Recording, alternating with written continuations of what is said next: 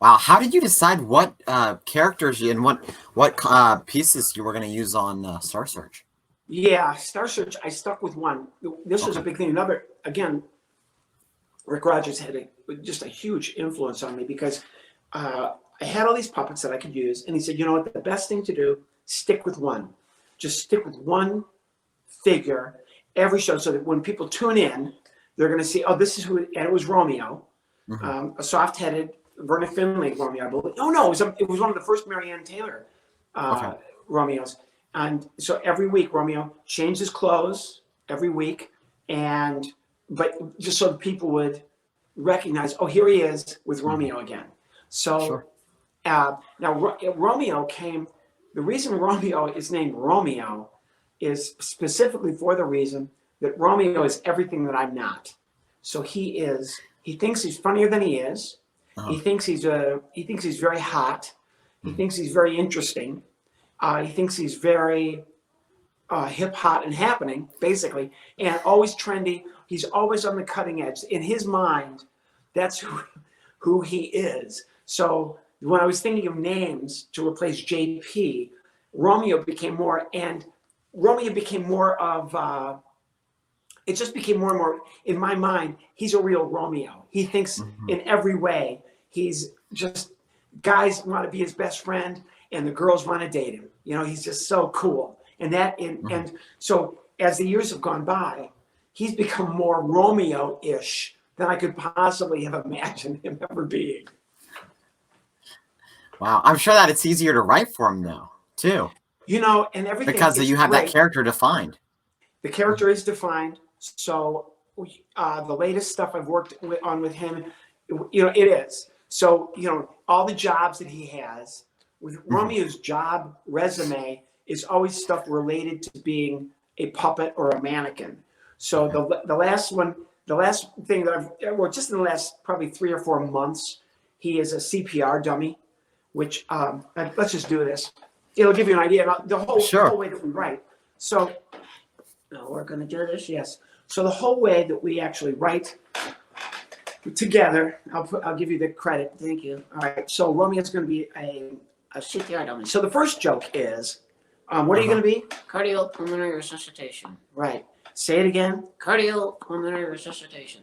And tell everybody why you like saying cardiopulmonary resuscitation. I like to see you say the words without moving your lips. Exactly, because saying cardiopulmonary resuscitation over and over, very hard to do. Right. So there's so many. Now, when you practice a ventriloquism routine, you're not just writing the jokes. That helps a lot. But you also have the physical stuff because you've got your live character. Not really live. No. But okay, so this is what you do as a cardiopulmonary resuscitation dummy. This is it.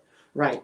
And then people come and they're breathing into your mouth. And it's disgusting. So now the jokes can kind of write themselves. Do you enjoy this? No. And tell everybody why? I taste a lot of things I would never eat otherwise. Right. Kale. Okay. Folks, brush your teeth.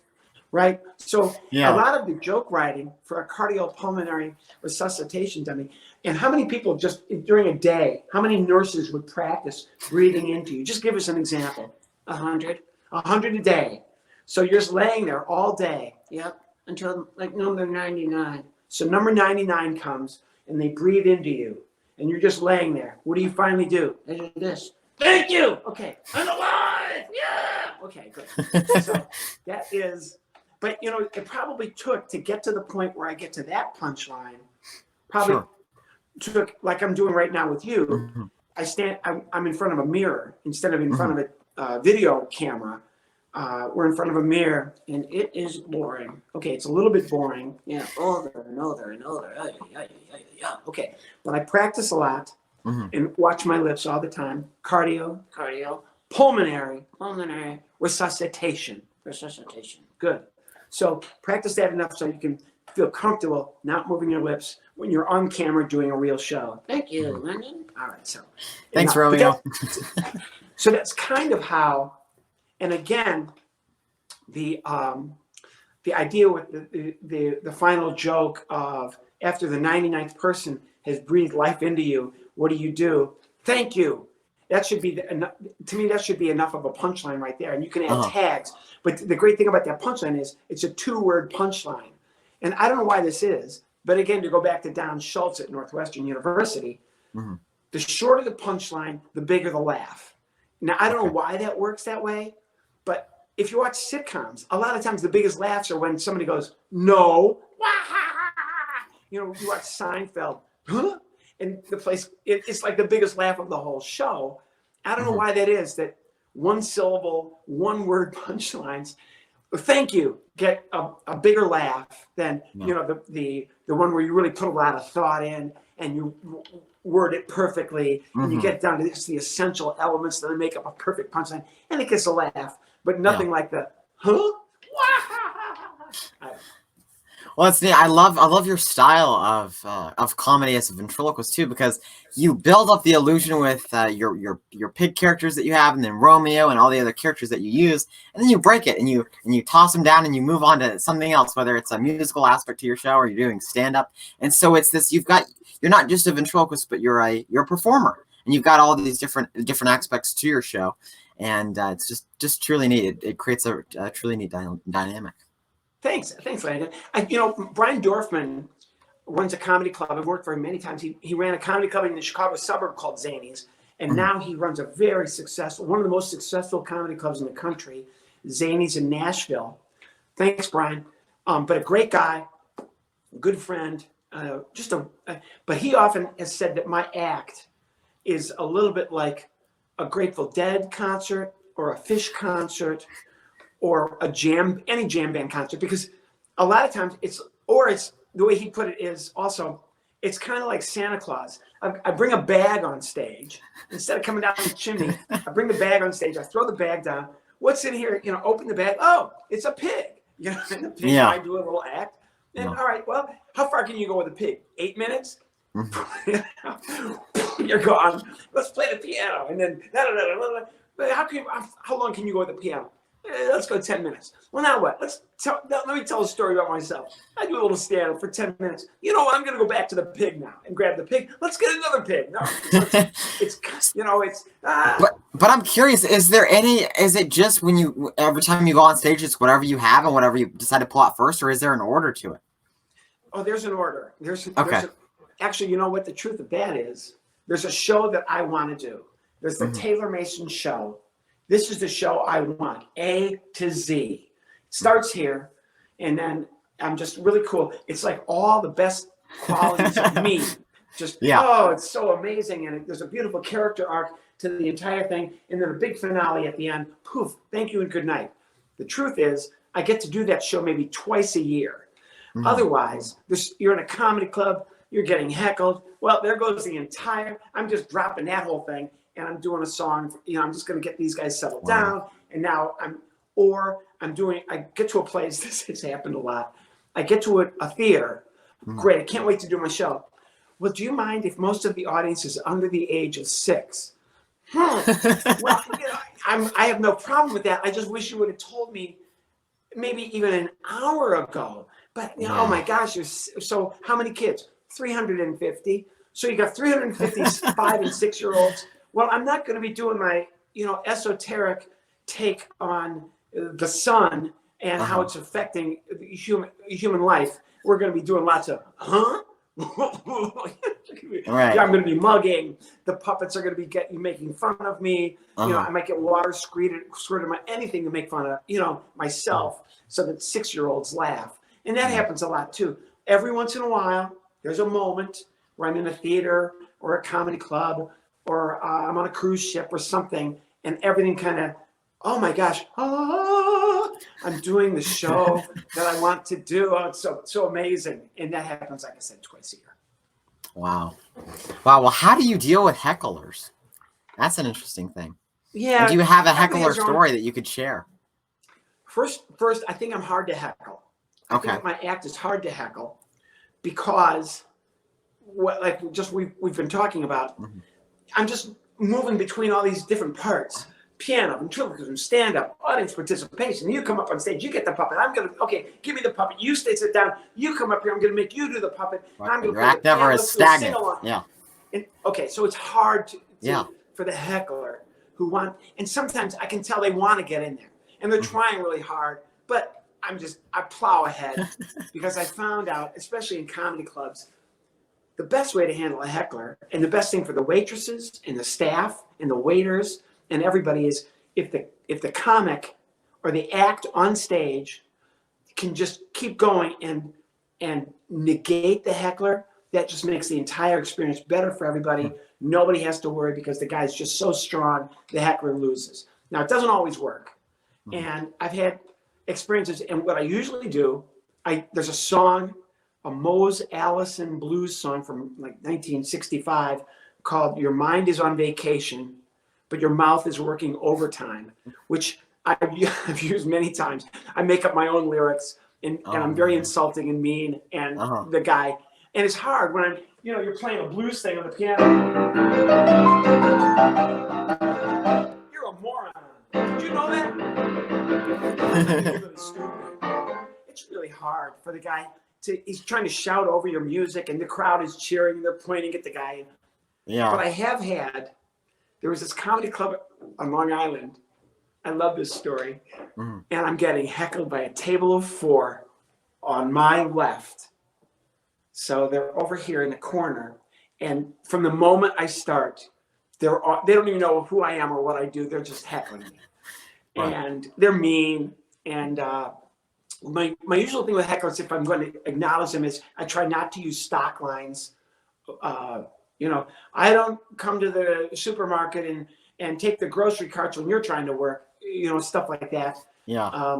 I try to engage them in some way, right? Okay. Why are you here? Why did you come here? We came here to laugh and there's no show. Well, the show has started and nobody wants to hear you. So I think that you came here for a whole another reason. I think you came here to prove to everybody what a moron you. So I engage them, and they don't shut up. And the other people in the audience are yelling at them, shh, let him do his act, but they won't stop. So on this night, I don't know why, but I feel like, you know what? I'm going to go over and I'm going to talk to them. So I take the microphone, it's got a long enough cord, and I'm walking through, excuse me, pardon me, I want to go talk to these people who don't like me. So I walk over to them with the mic, and I turn to the audience, and this is probably 30 minutes into my show. Listen, everybody, I'm just going to talk to these guys, just these people and me. We're just going to have a conversation. You do whatever you want to do. I'm going to talk to them. And of course, nobody does what they want to do. They all want to see. It's like I get all the focus of the whole place. I can just feel every eye. So I turn, seriously, why are you guys here? And one of the women there said, you're intimidating me. And I said, no, lady, this is my show. You're in my office. If you don't want to watch a comedy show, that's fine with me. Leave. If you guys don't know how to act, get out of here. And they're cursing at me and everything. But one of the women is like, honey, let's get out of here. He's scaring me. He might hurt me. So of course, I might hurt you. I'm yelling at him. And I keep turning back to the rest of the audience. Don't worry, you guys, I'll be right back on stage in a minute. I'm just talking to my friends over here. And I would turn back and I talk. And it's the wildest. So they got up and left. The 4 of them got up and the crowd goes crazy. Yeah. And I go back up on stage. I finish my performance. I'm all done. I walk out and the club owner, Jimmy, comes up to me and he's like, man, I had this huge complaint. He didn't even come into the club. He never came in. He never knew anything was wrong. When these people came out, they said, you came over to the table and you were going to kill them? And I said, no. I said something about I'm killing, but I wasn't talking about killing them. So he said, well, I had to comp them because they were so upset and they felt threatened. The woman was crying. So that's one favorite story I've had. And I started using it. So I started using that technique. I would get heckled. And a lot of times what I would do is let the hecklers go. And I would just work for my 45 minutes. And then I would turn this at the end. My show's over, everybody. I'm going to go talk to these people. Because I've learned how to do this now because I've done it, right? Yeah. I'm going to go talk to these guys over here who've been shouting at me the whole show. Show's all over. And I would walk over. Nobody leaves. And I would talk to them the same way. And every time I've ever done it, the hecklers finally get up and walk out. And the crowd goes crazy. Oh, I didn't know you guys were going to stay. The show's over. But thanks anyway. Good night. And I would, So that's been my heckler routine, I guess. I've used a few times. And of course, to put guys in their place, a lot of times you can just use Romeo because he'll just be mean. Yeah. It'd just be brutally mean, just personal and mean and nasty stuff I would never do. Right. So he's another, he's a good foil for that. But those are two of my favorite heckle stories. Wow, I love that. That's hilarious. What is one of your favorite show memories, and then one of your most difficult or challenging show memories? And it can be any show from anything you've ever done. My favorite show, I just like to work. Uh-huh. So I love doing shows. Here's a good one though. Years ago, I used a sumo wrestler figure, and giant.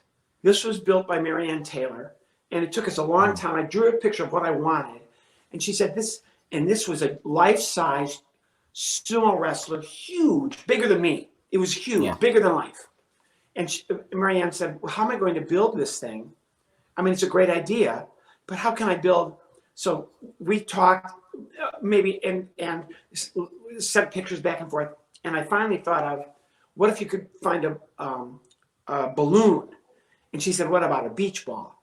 So Marianne, of course, goes out and finds this huge beach ball that would fit inside the back of the sumo wrestler puppet.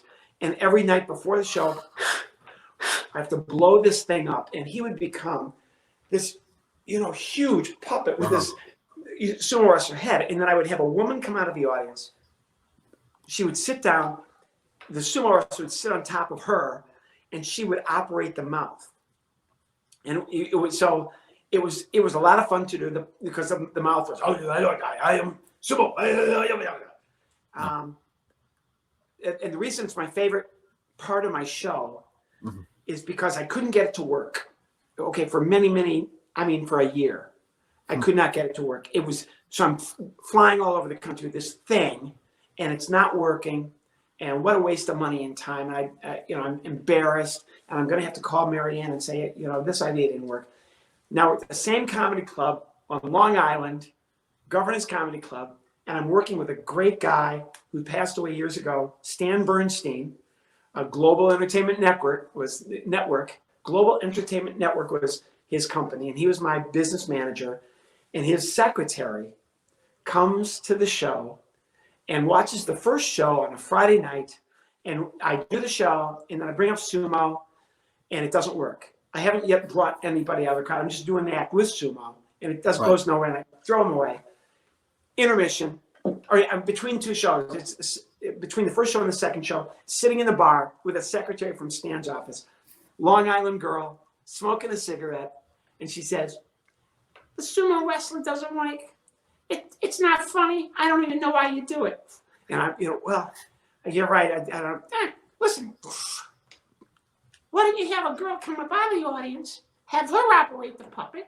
Maybe that'll work. I gotta go. So she walks out, and I'm like, what? So I can't wait for this. Mind blown. The Yeah. comics are going up, and they're doing. I don't even know if I can't stop. I can't wait. I go up on stage with the sumo wrestler. I get introduced. I just walk up.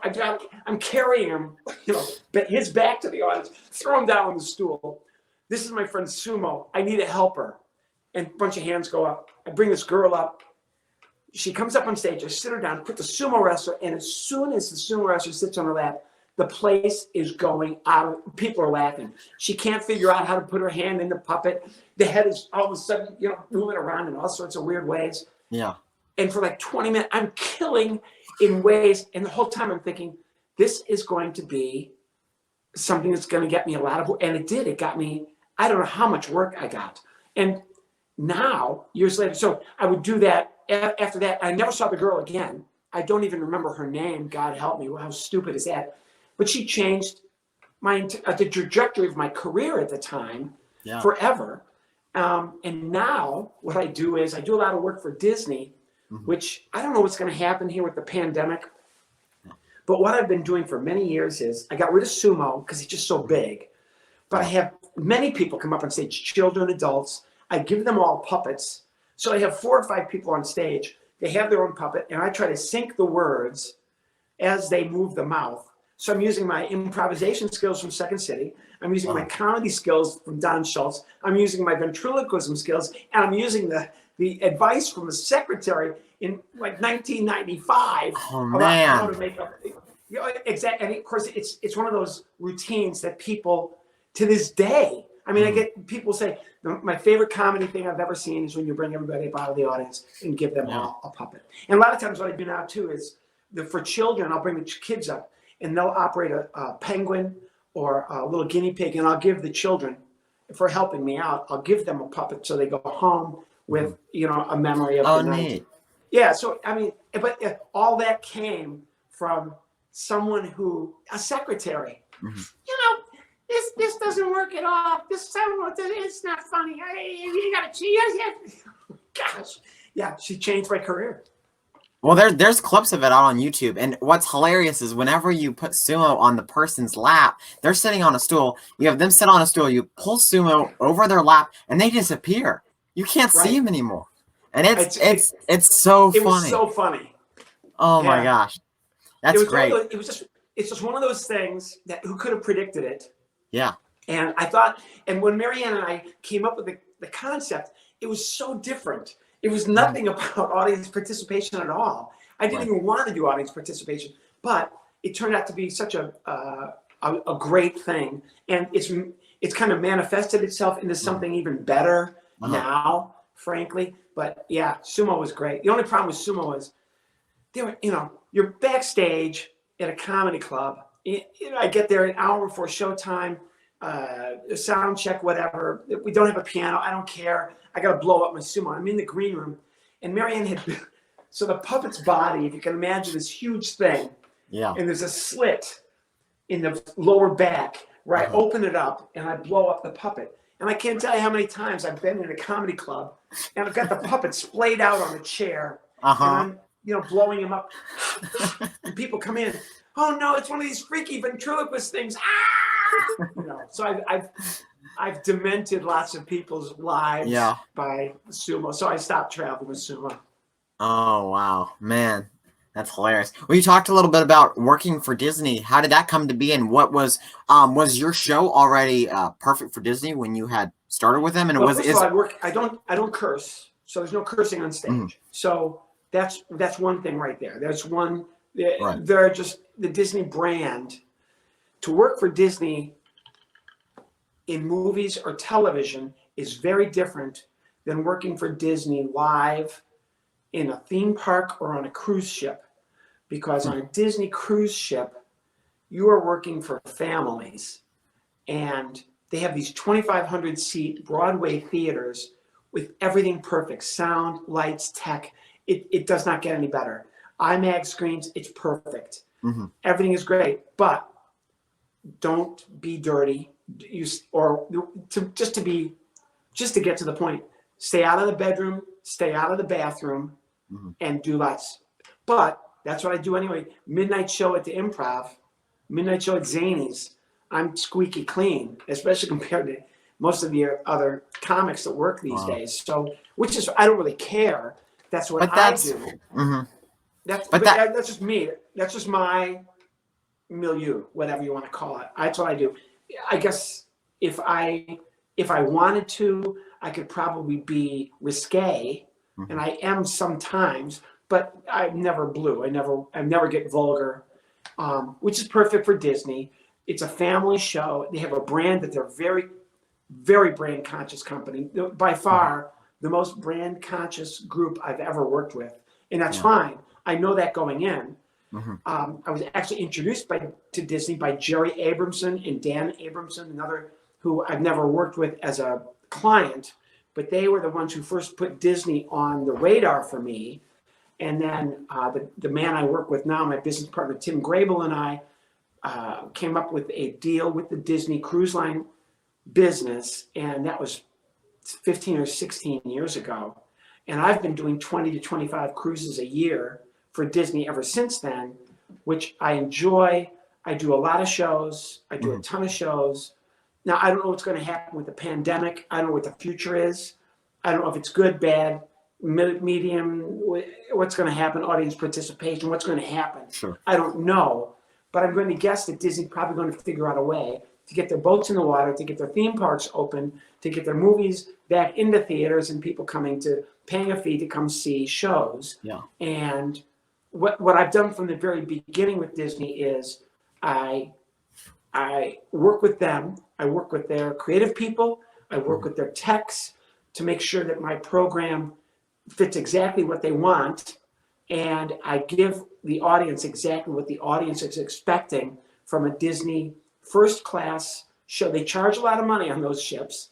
And the reason they charge a lot of money is they give the audience exactly what they want. You have to do, what I usually have to do is a couple of family shows, and then I have to do a couple of adult shows, and maybe a couple of workshops, or kind of like what we're doing here, where I just talk about my career and have fun with kids and adults and answer questions about my career. So it's a lot of work. You're only out there for 4 or 5 days, but I work a lot when I'm out there. But it's a great job. I've loved working for Disney. I've enjoyed it. Wow. Immensely. Do you know, are you friends with Lynn Trefsker? Lynn Trefsker is an amazing person. She's just an amazing person. Lynn, regardless of the fact that she's an incredibly talented and just wonderful ventriloquist, she's a great person. And I know Lynn is very, very popular with Disney Cruises. Yeah. And the reason I know that is because I'll go and do my tech, and the guys are all like, "Oh, we just had Lynn Trefsker here. She's really good." Oh, well, that's really great to hear. Thank you so much. No, man, if you ever see her act, she's really great. She's a really good act. Yeah, okay, I get it. So, yeah, but it must be neat to be able to chat with her and compare notes. Yeah, I did that Disney Cruise Line, or what do you think about this? That's neat. Actually, Lynn, she's really, really busy. And I have not. The last time I talked to her was actually at the ventriloquist convention in Fort Mitchell. So that was a couple of years. Oh, wait, was it last year? I can't remember. Whenever it was, that last time I saw her, and we actually did the Saturday night show at the ventriloquist convention on Saturday night, the big finale. And this last time that I was there, I guess it was last summer, Lynn and I were on the same show, and she just knocked the audience out, and I had to go on after her. Ugh.